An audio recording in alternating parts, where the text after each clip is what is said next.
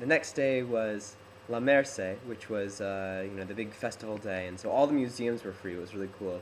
I went to the Picasso Museum, which was really interesting, and the History of Catalonia Museum, which varied between interesting exhibits and not so interesting exhibits. It was really big, um, and and so there were all sorts of La Merce events happening and going on. Um, I went to a park in the evening where they had amazing projections on the fountain in the park, and there was all sorts of there was a stage set up with some fancy rollerblading set to music, and there was another stage I saw where there was like an interpretive dance that was um, where the people were like hanging from a crane, so they were like way up above it, and it was all integrated. It was good. It was pretty cool. Um, but definitely the highlight was this was the projections on the fountain. It was just amazing how they integrated the figures in the fountain uh, to look like whatever they were trying to portray. Um, like they would have they'd have different themes, like Star Wars, and they would make the big fountain of I think it was Venus in the center. They would make her look like Darth Vader, just with the projections. It was amazing how they changed it to look like that.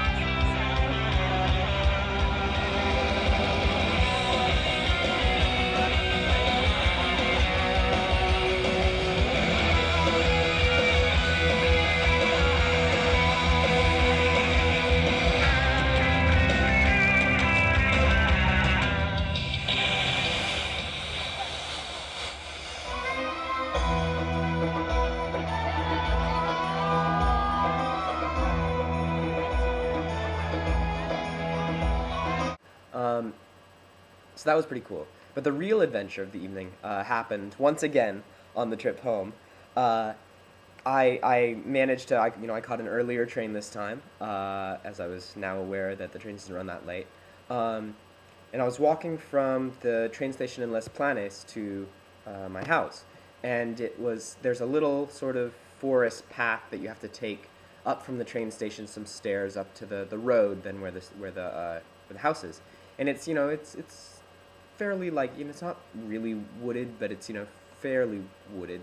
Um, and so I was kind of going up these stairs, and and I see up on the road ahead of me, I see what looks like a big dog, and I'm like, that's kind of odd. It's like a stray dog, or someone's out walking their dog at night, and and then I see over on my left, I see like another one, and I'm like, oh, like these are like stray wild dogs. I should be careful. So I took out my keys and I put them between my knuckles, like if I was gonna fight them, this was my only weapon. And I was gonna do it right, and I was like ready, and I was like super on my guard.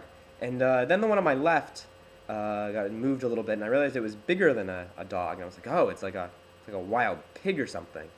And then it moved again, and I was like, oh, that's bigger than a wild pig, or it's not a wild pig. And then it growled at me and roared at me, and I realized that it was a bear, in fact, and that the one up on the road was a cub, and that this was the mother protecting her cub, and was very angry at me. So I went the other direction, kind of sidestepped, and then as soon as I was around the corner, I ran back to the station, and luckily it didn't follow. But the funny part is that I got back to the station, and there was like one other guy leaving the station with his girlfriend, and he saw me kind of come running in, looking over my shoulder, all quite scared, and he's like, what is it? What happened? And and I can't. I'm kind of scared at this point, and I can't remember the word for bear, which is oso. So I yell, "Es oro! Es oro! Oro!" Which of course means it's gold, gold, gold. Uh, and luckily, I was able to explain that it was, a mother protecting her cub before he could go off searching for the great, terrifying pile of gold.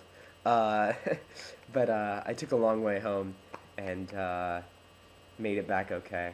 But didn't know there were bears there, and was very surprised to run into one.